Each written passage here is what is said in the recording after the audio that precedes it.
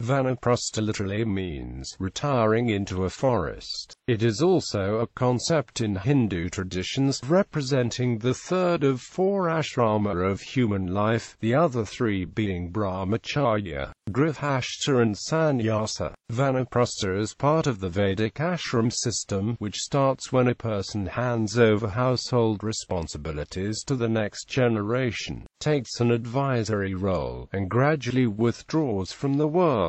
This stage typically follows grihastha, but a man or woman may choose to skip householder stage and enter vanaprastha directly after brahmacharya stage as a prelude to sannyasa and spiritual pursuits. Vanaprastha stage is considered as a transition phase from a householder's life with greater emphasis on artha and karma to one with greater emphasis on moksha. Etymology: Vanaprastha is a composite word with the roots vana meaning forest, distant land, and prastha meaning going to, abiding in, journey to. The composite word literally means retiring to forest. Vijay states that Vanaprastha is synonymous with Hiranyaka in historic Indian literature discussing four stages of human life. Discussion: Vanaprastha is part of the ancient Indian concept called Chaturashrama, which identified four stages of a human life, with distinct differences based on natural human needs and drives. The first stage of life was brahmacharya, lasting through about 20 years of life. The second stage was grihastha and lasted through about 50-year age. Vanaprastha represented the third stage and typically marked with birth of her children, gradual transition of householder responsibilities to the next generation, increasingly hermit-like lifestyle, and greater emphasis on community services and spiritual pursuit. The Vanaprastha stage ultimately transitioned into sannyasa, a stage of complete renunciation and dedication to spiritual questions. Vanaprastha, according to Vedic ashram system, lasted between the ages of 50 and 74. Nugtaran states that Vanaprastha was, in practice, a metaphor and guideline. It encouraged gradual transition of social responsibility, economic roles, personal focus towards spirituality, from being center of the action to a more advisory peripheral role, without actually requiring someone to actually moving into a forest with or without one's partner, while some literally gave up the property and possessions to move into distant lands. Most stayed with the families and communities but assumed a transitioning role and gracefully accept an evolving role with age. Davamani identifies Vanaprastha stage as one of detachment and increasing seclusion, but usually serving as a counselor, peacemaker, judge, teacher to young and advisor to the middle-aged.